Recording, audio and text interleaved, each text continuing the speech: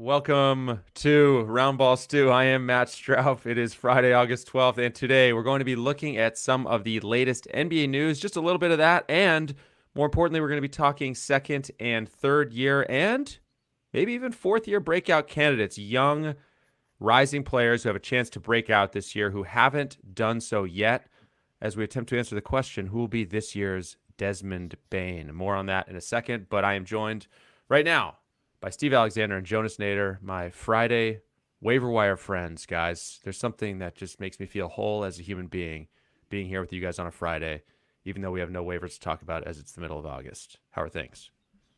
It's been a minute, boys. I miss you guys. Yeah. It really has. Yeah, really. It really has. I haven't had any missing podcast dreams lately. Most of my dreams now are related to golf or trivia. Wow. I do have a question though. Now that we have Jonas Nader on the horn. Yes. I have a question for both of you. I wrote up the Oklahoma City Thunder player outlooks for the draft guide 2 days ago. Okay.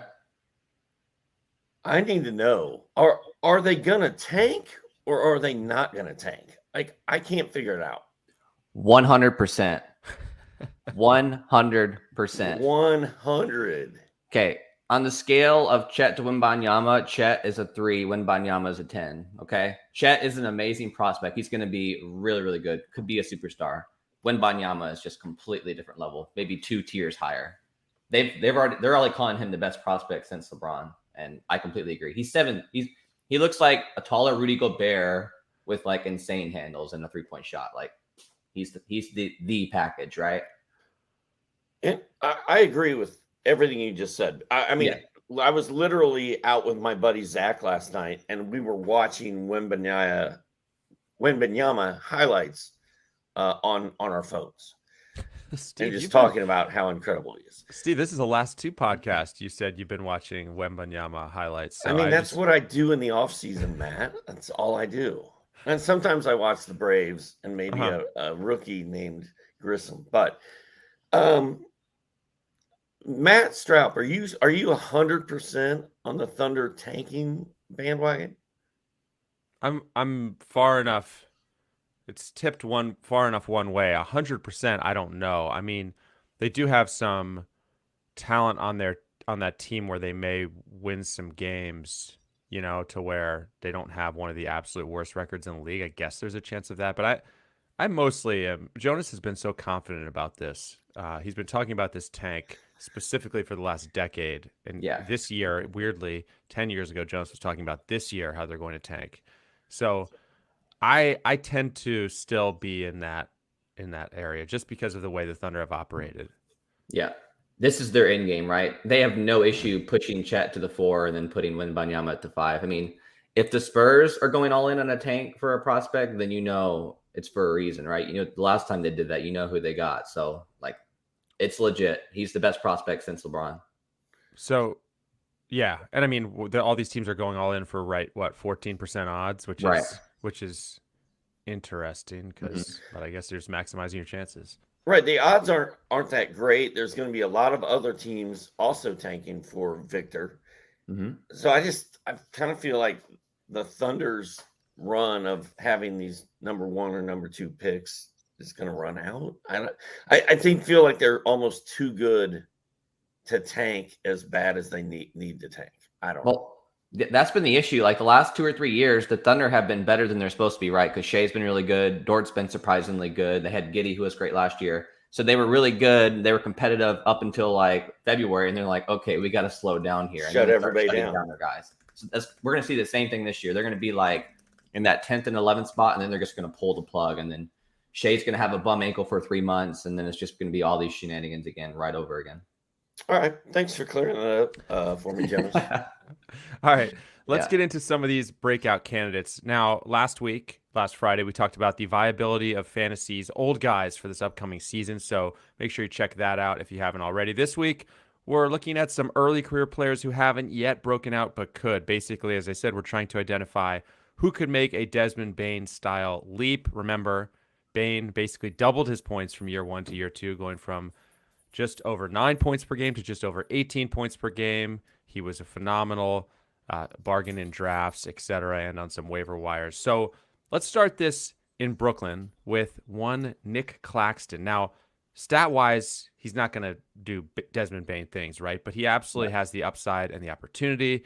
At this exact moment, the center depth chart in Brooklyn is absurdly thin, and Claxton per 36 minutes averaged around 15 points, 10 rebounds, a steal, and 2 blocks. I mean, Jonas, I feel like we probably will have many guys we disagree on today, but this might be the one or one of the few where we're all on board. Yeah, I mean, I was on board with Claxton last year. And remember, he started really slow. I think the opening game was against like Embiid and then Giannis right after, and he just got torched. Yeah. And then there was that weird absence where he said he had an illness and they never said what it was. They said it wasn't COVID or something like that. So we never even got clarity on that. He missed, I don't even know how long, but he was out for a while. But he finally got it together at the end of the season. And in the playoffs, he was at 10.5 points, 6.3 rebounds, 1.5 dimes, 2.3 blocks, and 1.3 steals. Like, those are top 75 numbers. Man. And you look at the Nets depth chart this year, he's the clear number one guy at center, pending whatever happens with this Durant trade that, you know, it's bound to happen at some point based on the ultimatum. But yeah, right. I think Claxton just screams sleeper right now. Yeah, it's interesting. He only got 21 minutes a game last year. So if that number can get up to 30 this year because there's nobody else to play center, I mean, I could see somewhere around 13 points, maybe 8 boards, 2 blocks. That would be fun. That would be awesome. Can he be a fantasy threat if Kevin Durant and Kyrie Irving and Ben Simmons are all on the floor with him at the same time? I don't know. Is that going to happen? It does not sound like it's going to happen. I mean, Brooklyn is imploding. Really, the only thing I know about the Nets when I look at that depth chart is Nick Claxton's going to go off. Yeah. I mean, absolutely. Turmoil everywhere you turn in Brooklyn, but the Nick Claxton set appears to be really good this upcoming year. So, again, I kind of felt like we started with one of the more obvious ones, but let's go to Denver, where there could be a very interesting opportunity in front of one Bones Highland. Now, this guy, per 36 minutes, averaged right around 19 points, 5 rebounds, 5 assists, a steal, half a block, and 3.5 threes. Again, that's per 36 minutes. Jamal Murray's recovery from this knee injury, as we know, is not going great. So, Steve, we've already heard reports that may not be ready for the start of the regular season, maybe have limited minutes at the start of the regular season. It just seems like Bones Highland is pretty well set up for a fast start to the season. Where are you on this one? Yeah, I mean, he was super fun last year.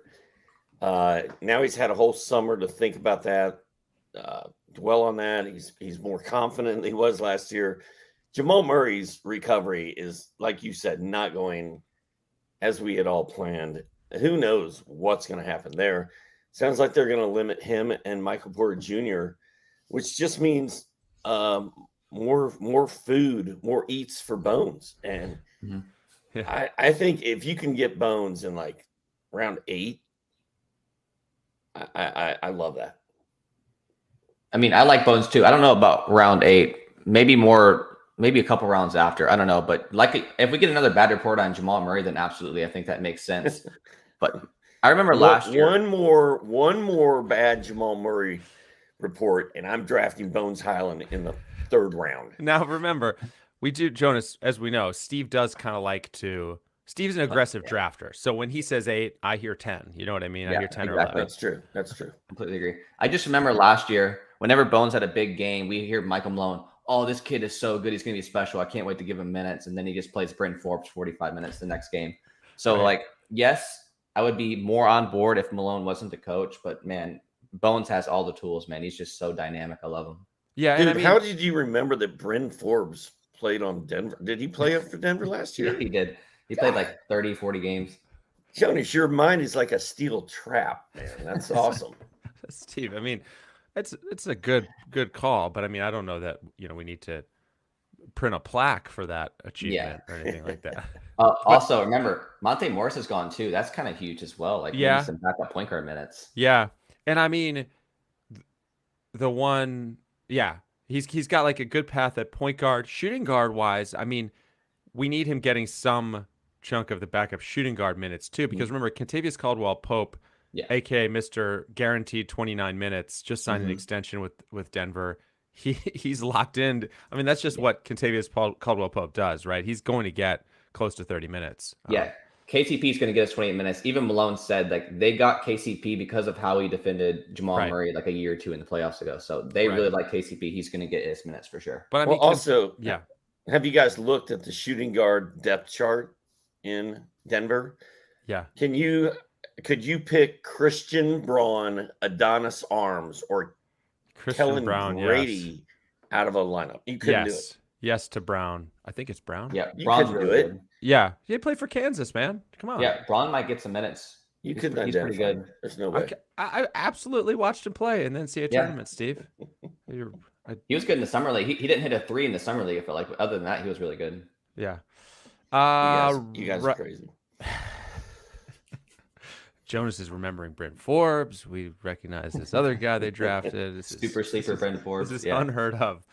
All right, let's go to San Antonio. Devin Vassell had a solid second season last year, around 12 points, 4 rebounds, 2 dimes, a steal, half a block, almost 2 threes per game. That was in just 27 minutes. He did more than Desmond Bane did his first year, but I don't know. It just seems like there's a pretty clear path to a lot of minutes, an opportunity for this guy. So Jonas, I don't know that Vassell has the offensive tools to get to, Bane's 18 points per game, but it strikes me that this is a guy who could make a pretty solid leap here this year and is one of my top choices to kind of become this year's Bane, if you will.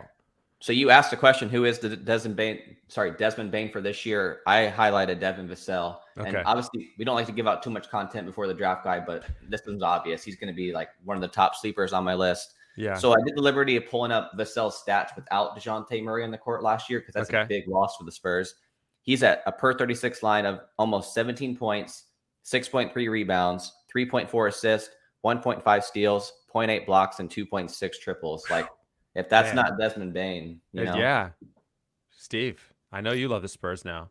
I love Devin Vassell, last year. The steals alone make him fun. And now you look at the Spurs roster, and this is a tanking disaster that's going to be super fun. Trey Jones, Devin Vassell, Keldon Johnson should be fun. Like, there's a lot to love about Spurs. And I think Devin Vassell, I agree with y'all. Like, he's this year's Bones. Like, he's going to be the man.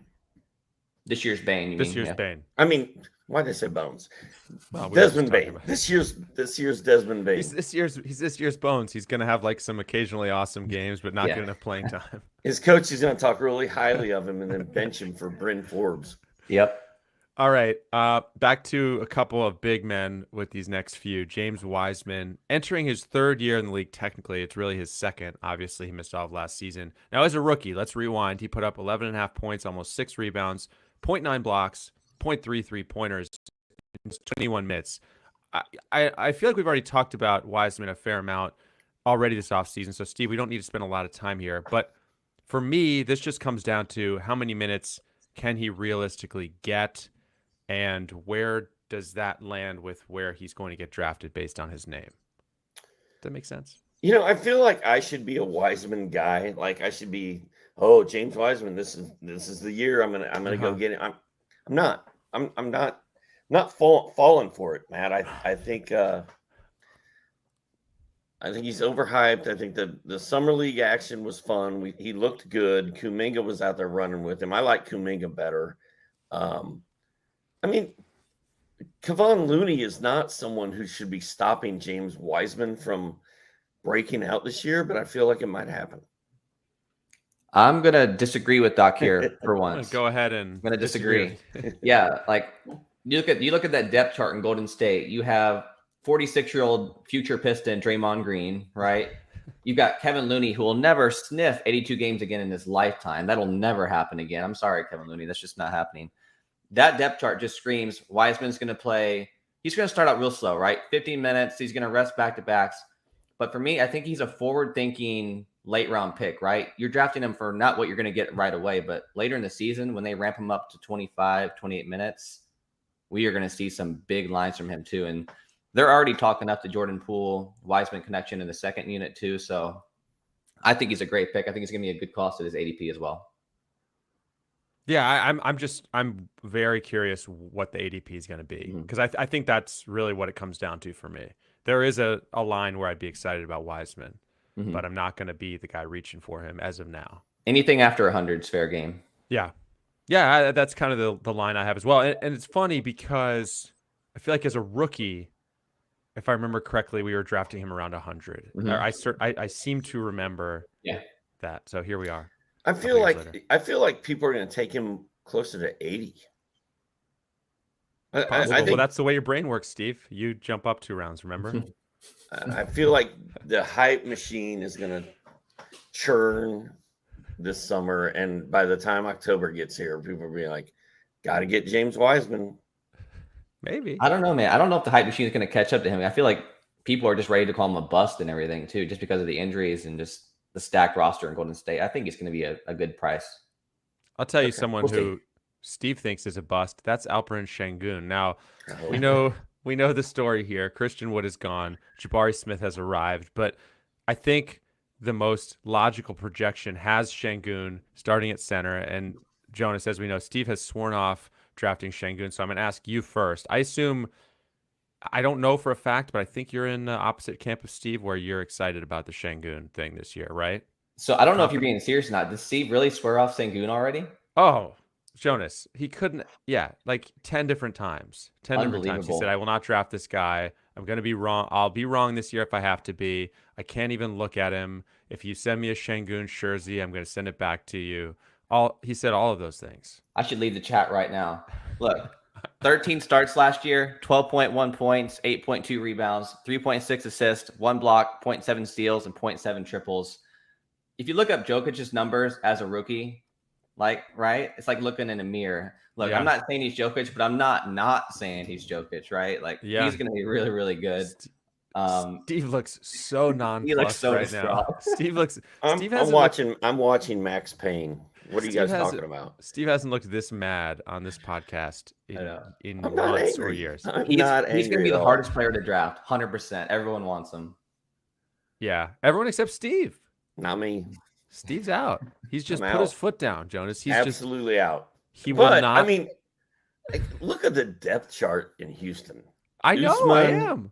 Usman Garuba and Boban. Like, that's who Alperen Sengun is fighting for minutes with this year. Yeah, so you're proving our point, aren't you? How could he possibly fail? Agreed. I mean, I don't understand how could this go sideways. So now you're just trying to jinx it, which seems unethical. No, right. I'm done. I'm out. I'm not doing. Somebody else can do it. Somebody else can have. And he's probably gonna have a monster year, but I'm not doing it. I'm just. I went through so principled, Steve. I went through like 25. Like the typical Doc guy too, like the guy that Doc takes in the 3rd round. That's what I would have thought. I know. I feel like you've just kind of you've driven yourself down this road, and now you can't turn the car around. It's too late. But I went through 25 weeks of saying, just wait, hold on a minute. She's gonna be fine. And in mid-season, it was. We're going to be talking about the bust of the year by the end of the year if he doesn't do something this week. Yeah. No, he spurned me. Steve, sometimes we're too early on a guy. I remember doing that with James Harden when he first came into the league. You can be a year too early, and then that player does break out. That's kind of, in a way, what we're talking about here. Matt, in one of my very first fantasy baseball drafts ever, my brother was playing with us. There were 12 like salty old veterans in there, and me and my brother. And my brother's like, Chanho Park for $1. And everybody burst out laughing because he could have had him for a dime. And Chanho Park was terrible that year. And then the next year, he was like an all-star. That's where we are with Alperen. Wow, inflation really has done some things to these salary drafts, huh? You guys used to draft with parts of dollars and dimes. Back in the. Well, I actually know when Chanho 1994, man. Yeah, wow. That was happening. So it was like pennies. Was like $1 No, a huge bid? dime was the So the $1 least. was like $10 now. I think our salary cap was like $30 or something. I don't Wow, know. yeah, it's really different. Really Chan Ho different. Park for $1. Do you have the full draft board from that draft? I'd like to I go through don't. it. I do not. Okay. Okay. Well, so much for that plan. All right. Well, Jonas and I like Sengun. Steve is just I like him, looking but I'm away. not drafting him. Okay. That's No where matter we're at. what. No matter what. Well, I'm Let's. not gonna say that either. I can't Okay. believe it. I can't believe Okay. it. Let's go to New Orleans. I want to talk about Herb Jones because on the one hand, we already saw him break out in a couple of categories. As weird as that is to say, he broke out in defensive stats already. 1.7 steals, 0.8 blocks. I mean, that alone puts him on the fantasy map. The question for me with Herb in his second year is, can he make a jump as a scorer and as a three-point shooter? Because he averaged just 9.5 points, 0.7 threes. My concern, Steve, is if Zion's on the floor, CJ McCollum's there, Brandon Ingram's there, like usage is going to be hard to come by for a guy like Herb Jones. So even if he gets better, how much really can his numbers improve? I don't know that they can. I don't think he's ever going to be a scorer in the league.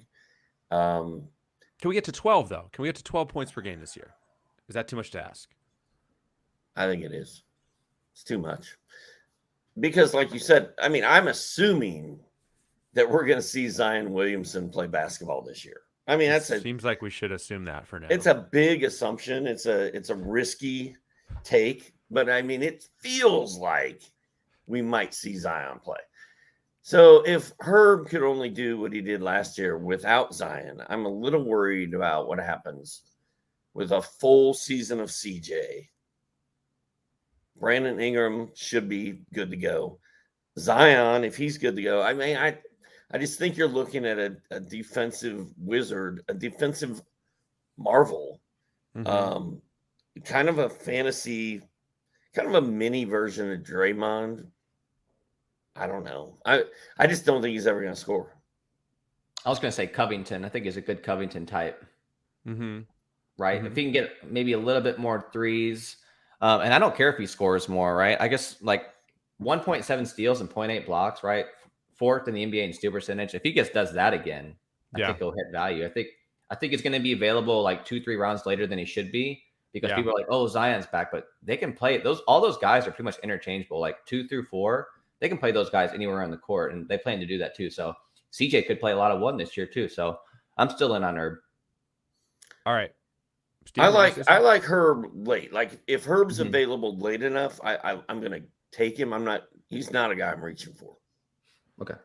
All right. We have more to come. First, we're going to take a quick break. Just a reminder, if you don't have the NBC Sports Predictor app powered by PointsBet, go and download it now. The contests are free and easy to play, and you have a shot to win thousands by predicting what will happen in Major League Baseball, on the PGA Tour, and the NASCAR circuit. We also have a special contest on Tuesdays and Thursdays called Battle of the Bets, where you can agree or disagree with our experts for a shot to collect some cash.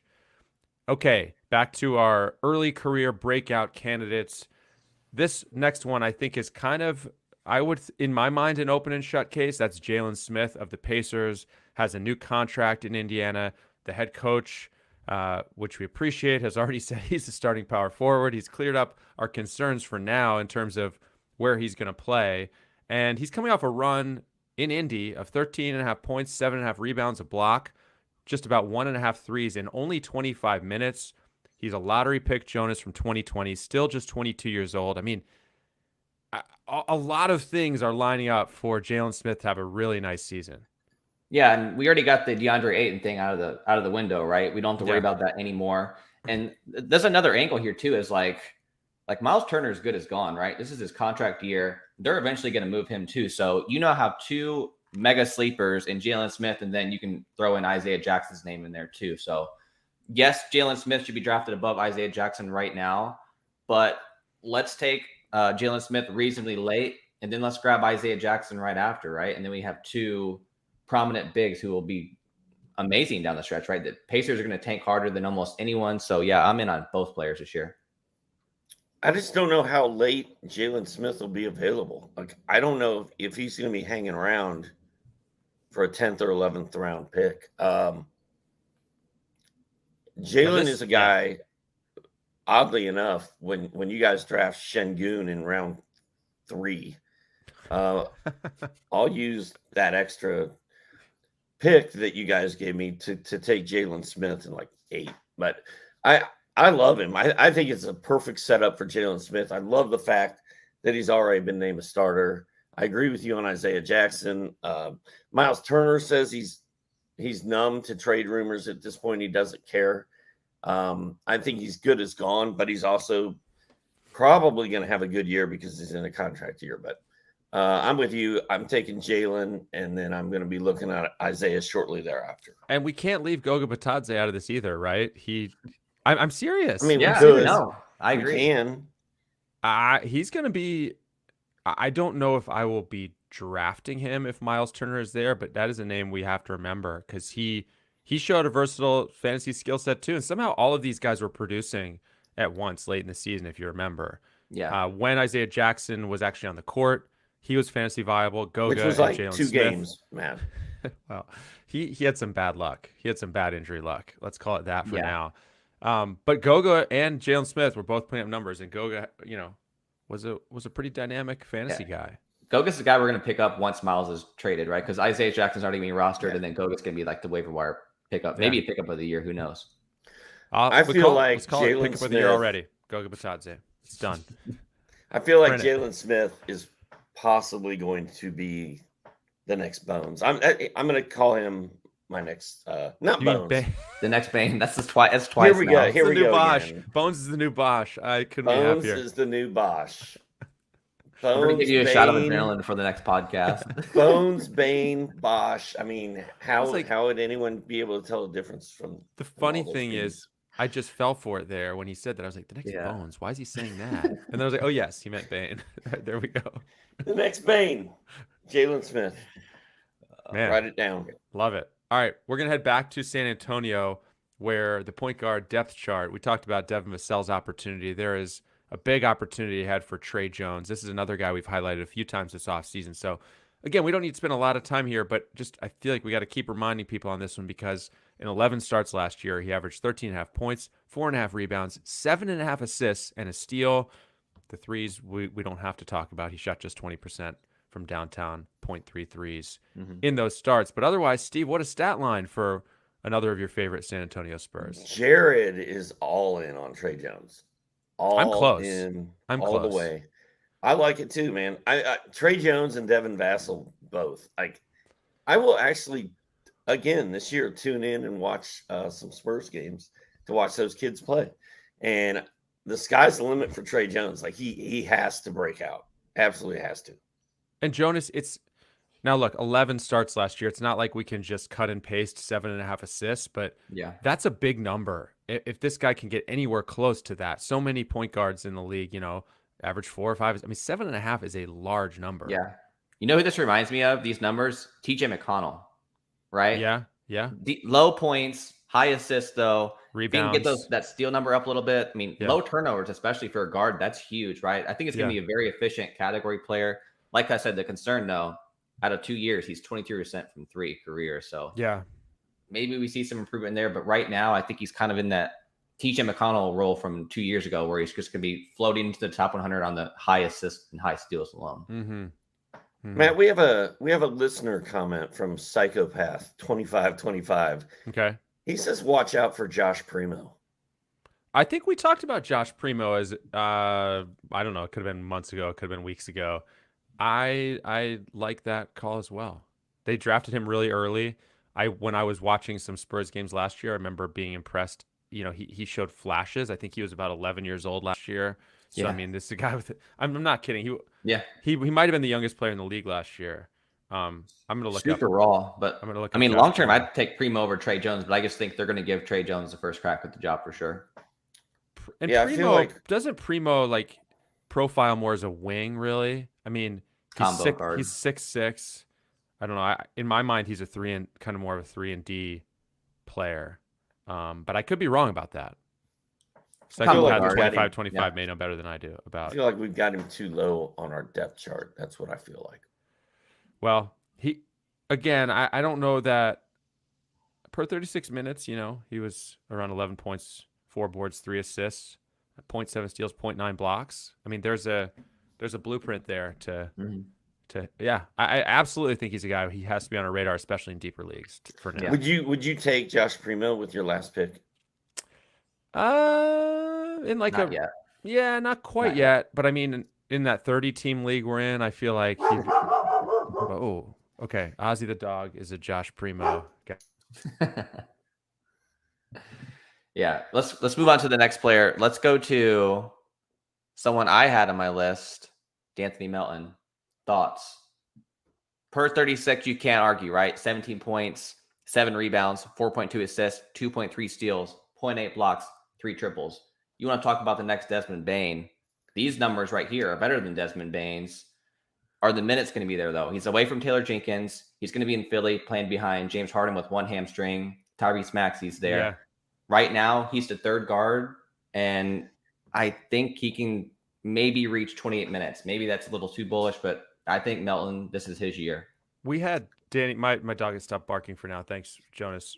Yep. Steve, I just want to jump in and say we had Danny Pamels, from NBC Sports Philly on the podcast, and I came away from that feeling encouraged about Melton's chance this year, maybe getting more of a look.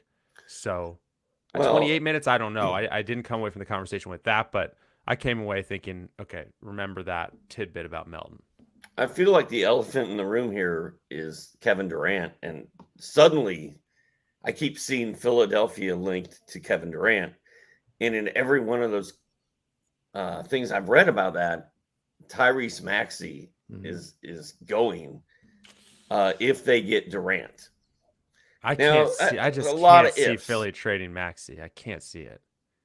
A lot of ifs there, but if that were to happen, if Maxey, it's a big if, and it's Maxey, Tobias Harris, and Thibault, I think for KD. If that happened, D'Anthony Melton suddenly is the man, absolute man. It's not a question of, is he going to break out this year? Is he a sleeper pick? He becomes like the guy, like Jonas's dreams all come true in that moment. Yeah. Can he get enough minutes with one hamstring, James Harden, and Tyrese Maxey in front of him? I'm not going to hold my breath in that scenario, but this chatter about KD to Philly, man, if that were to happen, it would be exciting for Melton. Either way, because that does feel like a large hypothetical, I still think Melton, he's a guy who any change of roster can't be a bad thing, right? Because we know he was stuck in this weird minutes purgatory where he just couldn't break, get that consistent chance that we want to see. All right. I had highlighted Jaden McDaniels here, and I want to hear what you guys think about this. A third-year player. He put up around 9 points, 4 rebounds, 0.7 steals, 0.8 blocks, 1.1 threes last year, 26 minutes per game. Now, one thing I'm going off of here is that it's been reported that, after the Wolves gave up this absurd haul for Rudy Gobert, they would not include Jaden McDaniels in that deal. So it is a little uncertain how many minutes he can get, but I don't know if he's on the court enough with Karl-Anthony Towns and Gobert. I think there's some low-level breakout potential here, Jonas. Maybe? Yeah, he was slightly disappointing last year. I mean, Jared Vanderbilt's breakout really, really hurt Jaden a little bit too. So now he has a clear path to 30 minutes. There's no reason this guy can't average long-term 1.5 blocks minimum, right? He's super athletic, super long. I think he can be at 1.5 blocks this year, close to a steal, hopefully over a steal. He's athletic enough to do it. And the key with him is the three-point shooting. Is it going to be sustainable? It was hit or miss last year. He was at 1.1 in 25 minutes. That gets up to 1.5. Suddenly we have a Gerald Wallace type with the three-point shot, and we're approaching very, very enticing territory here. I'm not as excited about this guy as you guys are. This whole Rudy Gobert situation, they have Gobert now starting at center. That moves Karl-Anthony Towns to power forward. I don't know where Jaden's going to get enough minutes to play. He has to play some crazy three numbers. He has to play some three. And I mean, it's Kyle Anderson. It kind of turns into like a little I don't actually, I gotta say, I don't know how many minutes Jaden McDaniel played at the 3 versus the 4 last year, but that's where he would have to get, you know. Well, and I'll that's an pull it up real important quick. key too. Like, can he play the 3? I mean, he's 6'9", 200. Like, that's small forward territory. If he can play the 3, he's going to be really good. But if they're going to keep him at mostly power forward, I don't understand how it's going to work. So 33% of his minutes last year were as a 3. Okay. So he can play there. Right. So he's going to need that number. He's going to need that to go That up. number's going to go up to like 50 or 60. I mean, Yeah, if at he's, least. Yeah. you'd hope. And that's, again, it just seems like he's a priority for them. He played around 26 minutes a game last year. They wouldn't give him up. If we see his minutes hold or increase slightly, there is potential here because his numbers went up from year 1 to year 2. He seems like he's got the skill set that we like in fantasy in terms of blocks, steals, and threes. So again, I'm not going to be rushing to draft him, but he's just another guy, a later round guy who's on my radar. Is it possible he starts at small forward? I think so right now. It's possible. I mean, it's probably him or Slow-Mo at this point. Yep. Slow-Mo's a second unit type guy, in my opinion. Let him run the second unit. Yeah. Yeah. Okay. So we're penciling in Jaden McDaniels for 42 minutes a game and 3rd round fantasy value. Good segue for Vanderbilt here. Yeah. Right? Yeah. I know you wanted to bring up Jared Vanderbilt. So take it away. Yeah. So Vanderbilt, one of the biggest surprises from last season, was on my sleeper list for a reason. I had him starting next to Jaden McDaniels last year as my projection. It ended up being Vanderbilt getting the start at the 4, but really, really like him in Utah. Apparently teams are already calling Utah about him anyway, too. So we'll have to see where he ends up. But 97th percentile steal rate for a power forward, 94th percentile deflections. This guy is insane. Probably a top 5 rebounder in the NBA. Steve's laughing at me. I remember back in college. I like how back in college, he was at 18.5 rebounds per 40. I'm bringing per 40 back. This guy is incredible, man. And he can actually pass the ball too. We never got to see that last year, but Vanderbilt, man, he is so good. And he's so unique too. Like no one else in the NBA, apart from like a Draymond without the passing, has this stat set, right? He's just really, really interesting. I agree. I also think it's funny how Steve's face is so expressive that we spend half our time trying to interpret what he's thinking while we're talking, because he's got these great Steve's just kind of like half smirking, looking off in the distance while you're talking about Vanderbilt. It's just wonder what Steve's thinking right now. It's probably like Jonas is an idiot. I'm watching Valley Girl, dude. Like, no, I was not laughing at you, Jonas. I do think like we've been too high on Jared Vanderbilt for 2 straight seasons, I feel like. And have we? No, he outperformed last year in a big way. Like, here's the way I look at it, right? His last 2 seasons in Minnesota, I'm just looking at the numbers right now. He saw his points go from 5.4 to 6.9. He saw his rebounds go from 5.8 to 8.4. Steals went up. I don't know. He's 23 years old. He's never going to be a great scorer, but he averaged around 7 points, 8 rebounds, 1.3 steals, 0.6 blocks last year. He's going to a team that is just, well, we don't know how cleared out it is yet, but he's got power forward to himself as of right now. Look, this is a guy I was getting a 13th round last year, and he was a 6th round total value, number 70 overall in 25 minutes. Yeah. Right? He absolutely should get more than that in Utah. Utah looks bad. Yeah, they do. I mean, it looks rough. Like Tankapalooza, hello. Jared Vanderbilt is our new star. Yeah, I like him. Like Jonas, how high are you going to draft him? I'm going to let the dominoes fall a little bit, see where he ends up too. Like he's not going to be someone I take in mock drafts. I just want to see where people take him, and then I'll go from there. I want to see what his market value is first. If he was sixth round value last season. Yeah, and I think he'll be available late rounds, honestly. Maybe very end of the middle rounds. 9? Yeah, because sounds about right. Jonas, you were saying that was total value, right?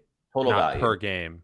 Total value. Right. And 74 games too, so leaving a little bit of room. Yeah. All right. Yeah, I like it. I think we can just kind of go quick hits on the next few here before we get out of here. I wanted to mention the name Patrick Williams. He only played 17 games last year.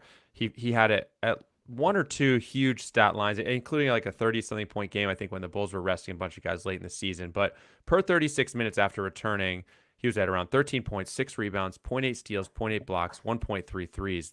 Those aren't monster per 36 numbers, but there's at least in theory some potential here. Really high draft pick in 2020, I think number 4th overall. I'm not super high on him, Steve, but I guess I don't want to just – this is a guy I don't want to just write off as a potential breakout guy. I kind of have written him off. If he was sitting there at the end of my draft, and he, based on who else was available, I mean, I would not be opposed to taking a flyer on him because I mean, there's a reason the Bulls drafted him where they did, but I just haven't seen it yet. Right. I would take a flyer on him late just because there has to be more to him than what we've seen. But I have not been impressed by Pat Williams at all. He's still 20. He turns 21 in a couple weeks. Jonas, what are your thoughts? Yeah, I'm just going to disagree with Steve and everything today just to make it interesting. I had Patrick Williams as a big sleeper last year. Obviously, he did not start out hot. He played through that shoulder injury initially and did not look good. But he came back, and last 6 games, he was really, really strong too, right? He's not going to have that same usage, though. I have him right now as kind of like that late round flyer territory, but I honestly do have big expectations for him. Like, he has all the tools, right? He can block shots. He can hit threes. Mm-hmm. He's a little bit more of a playmaker than the Bulls have let on so far. I remember before his rookie year, they're like, long-term, he could be a point forward. Like, he has some tools that we haven't seen yet too. So I like Patrick Williams. I think he's a breakout candidate that you can get reasonably late. In that game that I mentioned where they were resting all their guys, I think did he score like 35 points or something? I'll double check it. 35 points. But I was watching this offseason, I was kind of rewatching some plays from that, and I was thinking to myself, oh, wow, he's got – what, Steve, you're watching Victor Wembanyama. Why are you laughing? It's just funny. Once I got the kids to bed, I went back and watched some tape on Steve, Pat Williams. I don't think that could, coming from you, I don't think you can. I watched that Anthony. Steve. Yeah. You were just telling me that last night you were out with a friend watching YouTube basketball highlights, and then I mentioned watching some Patrick Williams plays, and you laughed at me. I just don't think your logic is sound here. Doc was watching the lost tapes of Chris Boucher. I was watching Bones. Anyways, before Steve gratuitously laughed at me for watching basketball footage, which I think is pretty appropriate to do when we're on a basketball podcast, I was thinking to myself, Patrick Williams had more ball handling ability than I initially thought. Mm-hmm. That's all I was trying to say. Now that took 90 seconds instead of 10. Thanks, Steve. Kawhi 3.0, you heard it here first, right? That's what I did. What was that, Jonas? I said Kawhi 3.0, you heard it here first. No, he's going to be really good, though. I'm just waiting for Matt to launch into the goodbye so I can interrupt it and talk about someone else. We're not there yet. In Charlotte, as we know, Miles Bridges' future in the league is very much in doubt at this point. Let's talk about the guys who are there in that front court. You've got PJ Washington, you've got Jalen McDaniels. Steve, I know you wanted to talk about kind of just the lay of the land in that front court for those guys. If Jaden McDaniels is not starting for Minnesota, I like Jalen better than Jaden. Somebody's going to have to play power forward this season for Charlotte. And it's, PJ Washington had a big opportunity last year. I feel like he kind of let us down a little bit. I think Jalen McDaniels is going to have a big year. I'm kind of excited about him, really. That whole roster, in the words of Thanos, bores me. That's just, apart from LaMelo, like LaMelo lost his lob threat, obviously, with Miles no longer there. He lost his lob threat. LaMelo is the only exciting player on that team for fantasy, in my opinion. Yes, you could say their center, Mark Williams, but Steve Clifford's there, right? Is Steve Clifford even going to play him? So there's not much to get excited about in Charlotte. I'm from there too, and I can tell you there isn't much buzz around here. So to speak, I kind of like PJ Washington. Are we not excited about PJ Washington? Yeah, he's just a little boring, I think. Right? He's boring, but man, he's for his career with varying minute. He's been between 27 and 30 minutes. I mean, we're talking about a guy averaging basically a steal, a block, and 1.6 threes. I don't know. Not like a super high ceiling because he hasn't really ever taken off as a scorer or anything like that. But I don't know. I think he's solid. You can draft him. Just dead silence. Dead silence from you guys. I like PJ Washington. I kind of do too. I like both those guys, like Jalen and PJ. I think late picks, they're gonna have to play. They're gonna have to do something. So I guess no, you're not gonna text your friends like, dude, I just got PJ Washington in the 6th round. It's like he's just I didn't say I was taking him in the 6th round. Yeah, how you're have we not gotten excited this about far him. through? How have we gotten this far through this discussion without one Mason Plumlee joke from Jonas? I know. Wow. Dude's gonna play 32 minutes a year for Steve Clifford, calling it now. Boom. There it is. All right, we had more names, but we're already at 45 minutes. I don't want to really. They're all kind of pretty deep pulls. Jonas, do you have maybe one other name you want to mention before we get out of here? Yeah, I'll end on one. Isaiah Hartenstein. Last 10 games for the Clippers last year was top 45, and I think it was 24 minutes. I wrote it down here. Yeah, 23 minutes. He was top 45. He could easily get 20 to 24 minutes in New York, right? Mitchell Robinson usually fouls out in the first quarter too. So I like Hartenstein late. I think he's going to be very affordable too. I like that. Brian Rosenworcel particularly enjoys that. Yeah. I'm gonna say that I am looking forward to watching Kenny Lofton Jr. play basketball. That's all I got. Steve, I've noticed you're a big fan of him as well. Yeah, I you like brought him up last time. I watched him play a lot. Contrary to popular belief, I do watch basketball. I watched a lot of Kenny Lofton Jr. in Summer League, and I like it.